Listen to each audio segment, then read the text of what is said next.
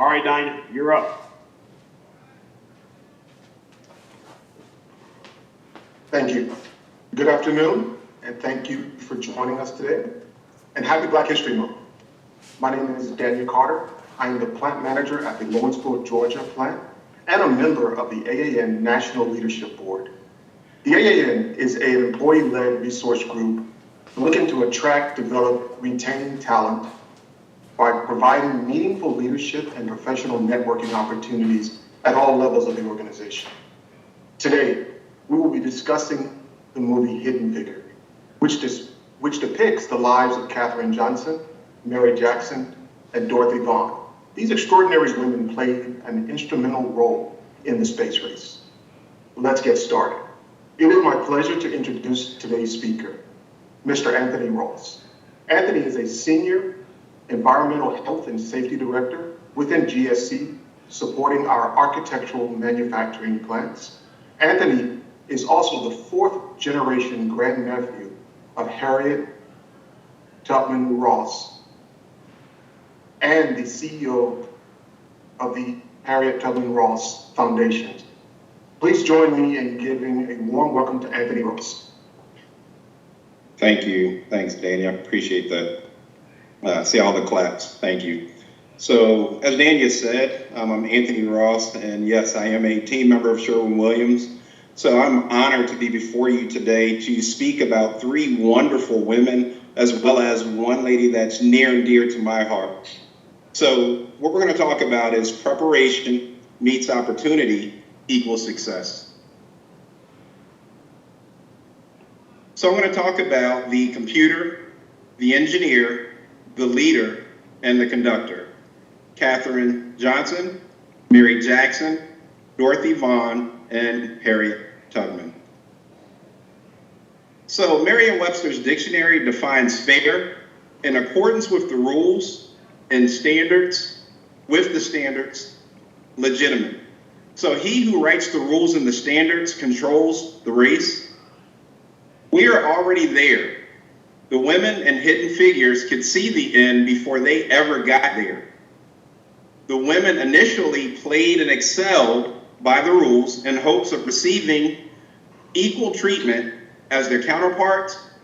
Each woman demonstrated their unseen value, then pushed beyond expectations to reach their full potential. Each woman also needed an ally to amplify their voices. Katherine Johnson had NASA Mission Control Boss, as well as John Glenn. Dorothy Vaughan had the IBM manager. And then lastly, Mary Jackson had the NASA engineering manager, as well as a Virginia court judge. So first, let's start off by talking about Katherine Johnson, the computer. Her brilliant mind, and without the opportunity to fulfill or see where it could take her, would have been a blessing unfulfilled, not only for Dorothy, but for the United States as well. The information that she needed along with her name was redacted, as well as she was excluded from briefings, which prevented her from getting critical information that she needed. She broke through these barriers by using the light and ultimately demanded access into the meeting so that she could get the critical information she needed. She demonstrated her value, so much so that John Glenn would not fly without her approval. So the rules and the standards were the barriers, and she pushed beyond. Mary Winston Jackson, the engineer, again, had an outstanding engineering mind, and it was obvious she should be an engineer. The rules, practices in place at the time prevented her from accessing or realizing her dream. The NASA engineering manager helped her see otherwise and ultimately ignited a fire and a passion inside of her. And lastly, the Virginia judge saw beyond the rules and the status quo, and ultimately it helped her achieve her dream. So again, the rules and the standards were the barrier, and she pushed beyond. Dorothy Vaughan, the leader. There were no plans to put a supervisor over the calculators, and she was ultimately told, follow the rules and be thankful you have a job. She realized that the IBM computer was a threat to her and her department. She learned how to operate it and made herself and her department valuable to NASA. She realized that the scariest place to reside is in other people's minds and biases. And by following the rules, nothing would change. She pushed beyond other people's expectations to earn what she deserved. So the rules and the standards were the barrier, and she pushed beyond.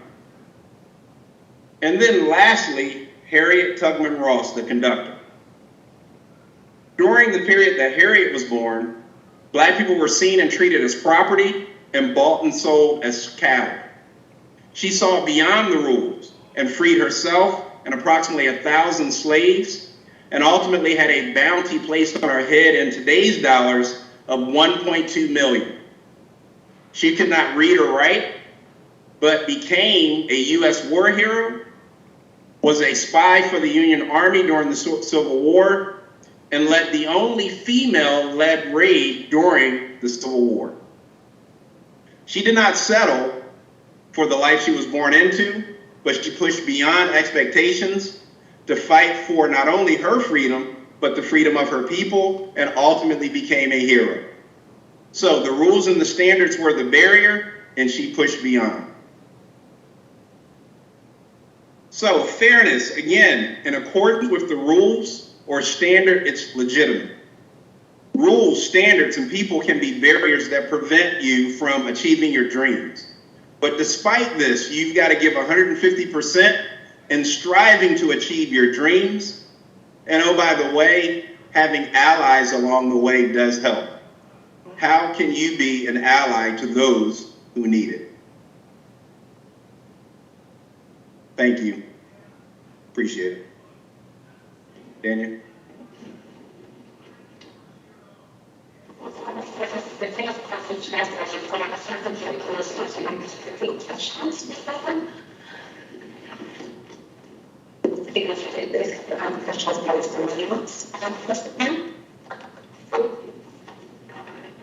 Yeah, that was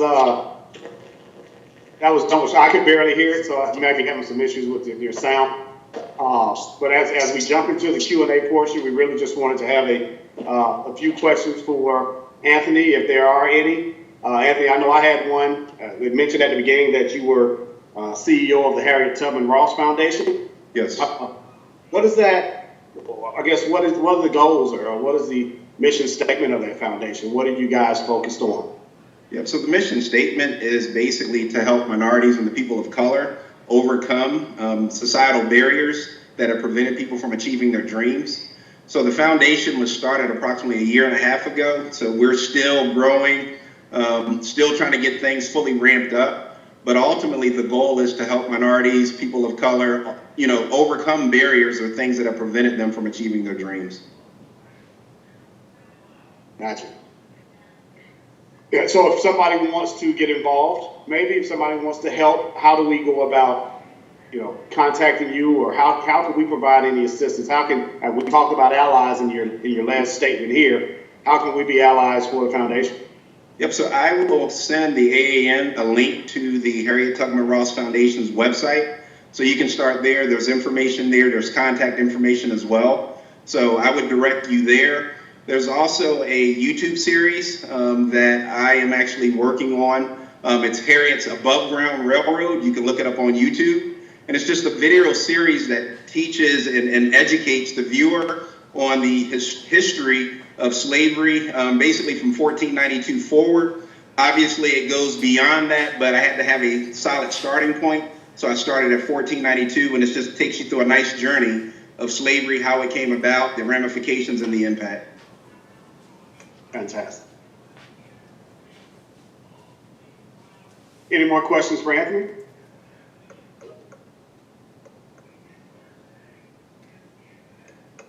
See, we have one in the chat. Where's it at? I'm not seeing it on my screen. Hold on. Give me a second. That question is for Kevin.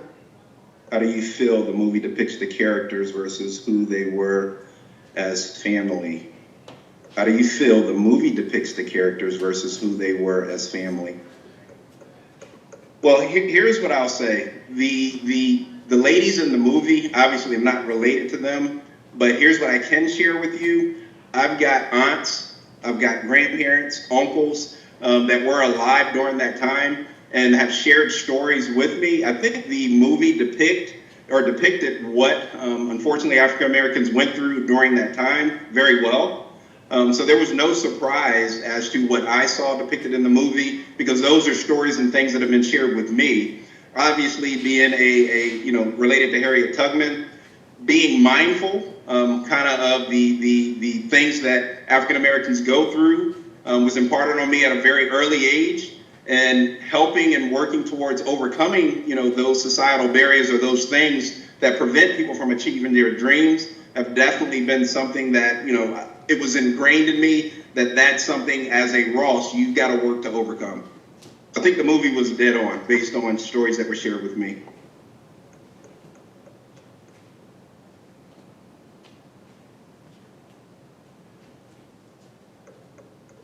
Okay, wait a minute. I just saw another one. I got to jump back and forth between screens, so I'm sorry. Great presentation. Anthony, I'll read that next one for you. Okay, I was going to say, Veronica, if you want, I can just jump and say it. Yeah, okay, man. Thanks, What's up, Anthony? Hey, great job. Really appreciate you kind of introing some of that stuff. Really neat to see your involvement there. Just really cool stuff, man. So appreciate it. All right. I was kind of wondering, as you've grown in your understanding, just in some of the research and understanding who Harriet was and even some of the other characters you mentioned, what's kind of one thing you kind of held close to your heart, just something that you've applied to yourself, helped carry yourself with, both personally and in the workplace, that you feel like it really stands close to you on that? You know what? I would say the number one thing that I've taken from my research, what I learned growing up, what was shared with me, is recognize and take the time to recognize people's dreams. And in order to do that, you've got to conversate with them. You've got to communicate. You've got to get to know them and peel the onion back beyond just casual conversation. And once you realize and understand that, then I believe I personally have a responsibility to help them in any way that I can to achieve their dream. Yeah, that's so right on, Anthony. That's what a statement. Love it. Appreciate that. All right, no problem. One other question came in, Anthony. It kind of goes along the lines with that same one, is how do these figures and the seemingly larger than life experiences as inspiration in your day-to-day? How do you use these figures as inspiration in your day-to-day? Well, it's funny that question came up, because for me and my family, I tell you, I am Harriet Tubman all day, every day. So my interactions with people, it's all framed around what is it that I can do to help this person. And I'm not sure a lot of people are wired that way, but that is the first thing I think of when I'm interacting with somebody. What do they want? What do they need? How can I help? And I try to make sure I go above and beyond once I identify what that need is to make sure I do my part.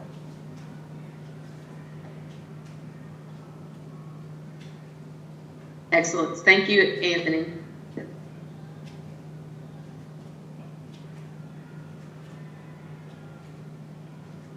Any other questions? I have a question. I was going to type it, but that's going to be just too much. So when I watch the movie and consider people like Harriet Tubman, I think that those people, they kind of move through their lifetime or their era having maybe their primary consideration be family, career, and how they're going to make it in that moment. Today, there's still that way of thinking, but then there's also, how can I help the next person? So like, what advice do you give to someone who, they're just trying to make it day to day, but sometimes the weight of helping to help other people excel is tremendous. Like, these women, they did it, maybe not knowing the great impact they would have on us today. You know what? I would say all of these women did awesome things, but I think, I'll kind of tailor my answer to this. Based on the things and the stories that were shared with me about Harriet. Harriet was very simple and not simple from the standpoint of simple-minded, because she was full of wisdom, very knowledgeable, but she kept things simple. So if all it took was for Harriet to, and I'm just going to kind of use this, I'm kind of make it up. All it took for Harriet was to go ask a question, and asking that question was going to help somebody, she would do it. But on the flip side of that, if it required Harriet to put herself at risk and in harm's way for somebody she may not even know, she would do that as well. So here's what I would say. Start small. Start in your circle. You do and impact the things that you can impact. You don't have to go above and beyond, but if we all impact what we can control and interact with, all of that together ultimately will result in us impacting hundreds of people, millions of people, and helping millions of people achieve their dreams.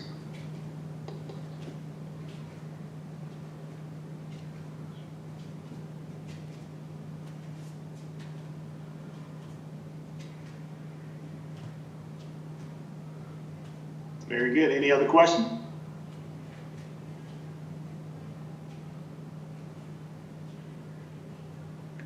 What? Okay. Sorry, I was gonna say, so watching the movie, obviously those individuals had, where they were first, and there's still a lot of firsts going on. I mean, do you recognize, how do you see that still impacting us today, that we're still going through those firsts, and not just in careers, but within Sherwin itself? I mean, we're trying to be more diverse and inclusive, but we're still dealing with our own firsts. So here's what I'll say. The journey is so far from being over till it's not even funny. I mean, this isn't something that just happened overnight. Like I shared with you before, I'm doing a YouTube video series, and I started in 1492 on that, but I could have gone farther back. But having said that, has progress been made? Absolutely. And there's always going to be a first. Somebody has got to be first. So I would challenge everybody here, why not you? Right now, we're on the cusp of getting our first Black Supreme Court justice, a first. So there's many more firsts to come. And again, I would just challenge everybody, hey, break down those barriers. You be first and be a part of history.